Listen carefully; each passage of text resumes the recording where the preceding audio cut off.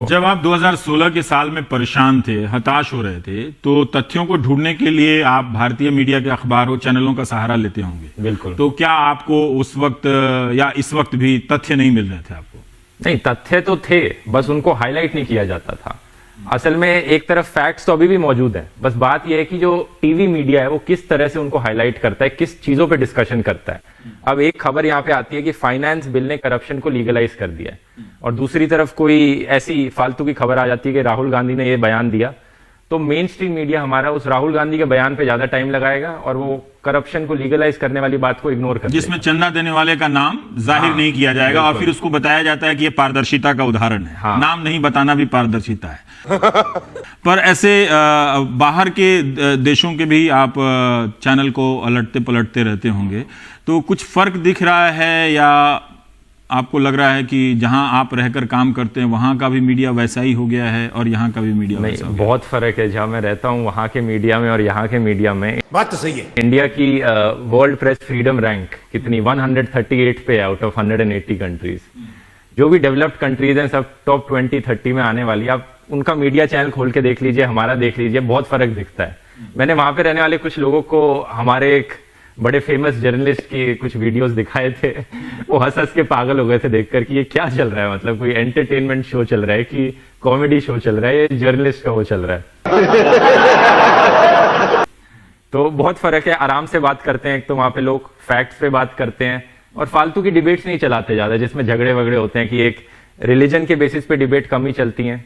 बस न्यूज को बताने का काम ज्यादा करते हैं, फैक्ट चेकिंग का काम ज्यादा करते हैं वहां पर, और ये फालतू की चीजें कम होती हैं। ये काम करने से पहले और भारत से जाने से पहले आप यहाँ अखबार तो पलटते ही होंगे, चैनलों को देखते ही होंगे। बहुत ज्यादा आपकी उम्र नहीं है, लेकिन फिर भी मैं जानना चाहता हूं कि तब क्या आप भारत की मीडिया को बहुत श्रद्धा से देखते थे? जब मैं 7th-8th क्लास में हूँ 2007-6-7 के अराउंड, तब मीडिया की बहुत रिस्पेक्ट थी इंडिया में। मतलब ऊपर करके देखा जाता था, अच्छा टीवी में आ गए तो कोई बड़ी चीज हो गई है, टीवी में आ रहे हैं तो वहां पर। लेकिन धीरे धीरे ये चीज गिरती चली गई है और आज तो मुझे नहीं लगता कोई शान से बताने वाली बात है कि आप टीवी पे आ रहे हैं। लेकिन कुछ गिने चुने हैं जैसे आपकी तरह। ये बड़ी अच्छी बात कही आप। लेकिन यही चीज अगर और बाकी मेन स्ट्रीम मीडिया के साथ अगर होती तो मैं नहीं कह सकता कि ये लगेगा मुझे। पर अगर आप इसका मतलब ये है कि आपने ठीक ठाक इन चैनलों को देख लिया होगा। अगर आप इसको श्रेणीबद्ध करें, कैटेगराइज करें हमारे दर्शकों की जागरूकता के लिए भी, जैसा कि मैंने कहा कि अब सिर्फ दर्शक होने से काम नहीं चलेगा कि रिमोट खरीद लिया और बदल दिया कोई भी चैनल। जहां तक मैं देखता हूं कि कोई भी चैनल आप बदलिए आपको कंटेंट वही दिखता है, तो अब रिमोट भी यूजलेस हो गया, उसका कोई महत्व नहीं रह गया है। सही पकड़े हैं। लेकिन फिर भी पाठक होना और दर्शक होना, अब ये दोनों की भूमिका, पुरानी भूमिका समाप्त होती है। हम लोगों की भी एक भूमिका बदल रही है कि बहुत सारे संदर्भों को लेकर बात करना पड़ता है, तब जाके एक तस्वीर सेकेंडरी और तीसरे प्रकार के सोर्सेज से। लेकिन फिर भी क्या ज्यादा बुराइयां आपको भारत के टेलीविजन में आपको नजर आई कि ये नहीं होना चाहिए था? एक आपने दर्शकों की बात करी कि एक चीज तो है कि अब वक्त बदल गया है। एक समय होता था कि आपको न्यूज देखनी होती थी, आप टीवी खोलकर चैनल ऑन करते थे, जो न्यूज दिखा रही है वो आप देख लेते थे। लेकिन अब ये टाइम नहीं रहा है, क्योंकि अब इतने तरह से एक न्यूज को दिखाया जाता है। एक हमारा राइट विंग पर्सपेक्टिव हो गया, एक लेफ्ट विंग पर्सपेक्टिव हो गया, तो अब दर्शकों को दोनों तरफ देखने ज्यादा जरूरी हो गए हैं। क्या बात है सर, क्या बात है सर। दोनों पहलू एक खबर के वहां पर, तो ये दर्शक की रिस्पॉन्सिबिलिटी बनती है कि वो खोल के दोनों साइड देखे कि इस तरफ से क्या बोला जा रहा है, उस तरफ से क्या बोला जा रहा है, इस तरफ के क्या फैक्ट्स प्रेजेंट किए जा रहे हैं, उस तरफ के क्या फैक्ट्स प्रेजेंट किए जा रहे हैं। ये पहले करने की जरूरत नहीं पड़ती थी, तो डेफिनेटली अब ये करना चाहिए लोगों को। You are right bro. जो रिलीजियस धार्मिक मुद्दों पर जो डिबेट होते हैं, वहाँ भी हमने पढ़ा है कि जैसे अमेरिका में देखिए तो एक तरह की एक वाइट सुप्रीमेसी की बात आ रही है, रंगभेद एक नए तरीके से उभर रहा है। और वो नफरत सिर्फ पहले ये लग रहा था कि अश्वेत के खिलाफ है नफरत, या इमिग्रेंट्स के खिलाफ है, या मुसलमान के खिलाफ है। लेकिन अभी एक सिनेगॉग में अमेरिका में यहूदी परिवारों को भी मार दिया गया। तो वो नफरत जो बनाई गई है वो किसी के भी खिलाफ है। पर मैं थोड़ा सा ये जानना चाहता हूं कि भले वहाँ के टेलीविजन में नहीं हो, पर वहाँ की पॉलिटिक्स में तो होगी ये बात, तभी जिस तरह से यहाँ की पॉलिटिक्स में है। बताता हूँ। कि एक बहुत सारे ऐसे छोटे छोटे बबल्स क्रिएट हो रहे हैं और लोग पोलराइज और हो रहे हैं। इंडिया में मीडिया उसको और ज्यादा डिवाइड को फैला रहा है, लेकिन बाहर नॉर्मली ये सोशल मीडिया ये काम कर रहा है।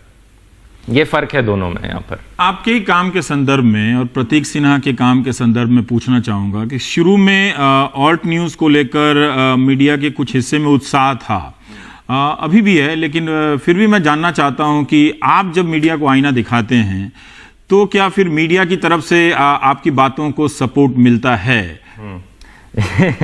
ये तो मतलब डिपेंड करता है ना, मीडिया के अगेंस्ट मैं बोलने लग गया तो क्यों सपोर्ट करेगी वो मीडिया। बात तो सही है। इनफैक्ट वो आवाज को दबाने की कोशिश करती हैं। अभी जैसे एक बीइंग ह्यूमन है, उसका चैनल है, वो बहुत ज्यादा मीडिया की जो हिपोक्रेसी होती है उसको एक्सपोज करता है। वो उन्हीं की क्लिप्स लेकर दिखाता है कि ये देखो इस बंदे ने तब ये बोला था, अब ये बोल रहा है, अब इसका वो बदल गया है, ओपिनियन बदल गया है एकदम से। उसके चैनल को उन्होंने कॉपीराइट स्ट्राइक किया, पूरा बंद करने की पूरी कोशिश करा रखी है उन्होंने।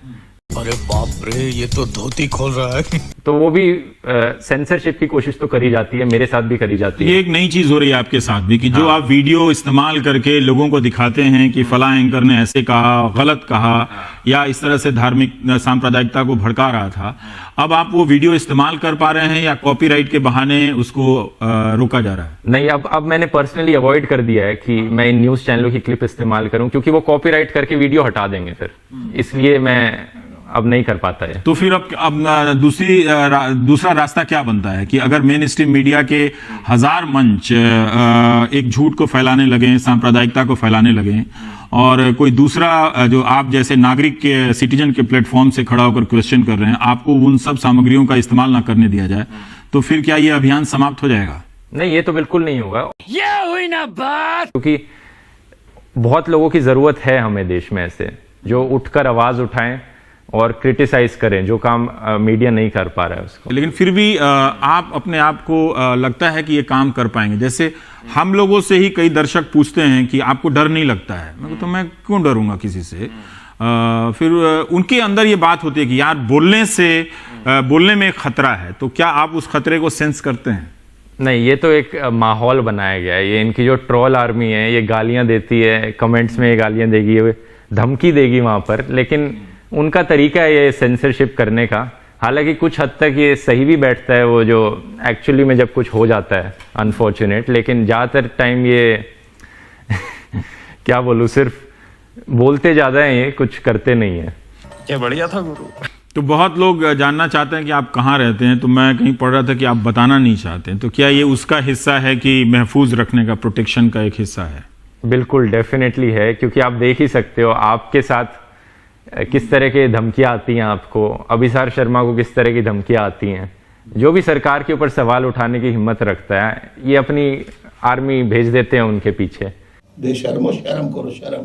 तो इसलिए मैं इस चीज को छुपा कर रखना चाहता हूँ। एक धारा बनी थी कि सरकार की आलोचना नहीं करनी है, हाँ, प्रधानमंत्री की आलोचना नहीं करनी है। आप बाहर के मुल्कों में, हम तो यहाँ ट्रंप का देख रहे हैं उदाहरण, अगर उनका अगर समर्थक मीडिया है तो उतना ही सख्त और पावरफुल मीडिया भी है, लेकिन भारत में इतना बड़ा CNN जैसा या न्यूयॉर्क टाइम या वॉशिंगटन पोस्ट जैसा कोई इस तरह से क्वेश्चन करने वाला बड़ा संस्थान नहीं दिखता है, जबकि कभी कभी खबरें छप जाती हैं वहां भी। समझ रहे हो आप? भारत में क्या हो गया 2014 के बाद, एक तरह से समझ लो कि इतिहास की दिलचस्पी आ गई है लोगों में 2014 के बाद।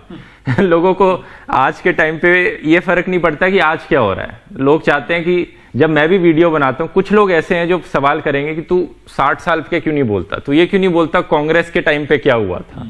भाई मतलब मैं 7वीं 8वीं क्लास में था जब कांग्रेस की सरकार थी, और एक्सपेक्ट करते हैं आज मुझसे कि आज की बात पर ना बोलूं, कितना पोल्यूशन आ गया है यहाँ पे, ये स्टैच्यू ऑफ यूनिटी बनाया जा रहा है, लेकिन मैं 10 साल पुराने स्कैम्स के बारे में बात करूं।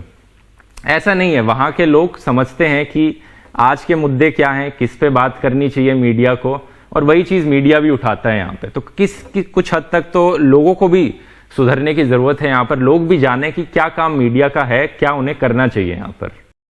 क्या बात है। मजा आया, और मैं ये जो मजा है हिंदुस्तान के हर व्यक्ति को देना चाहता हूं।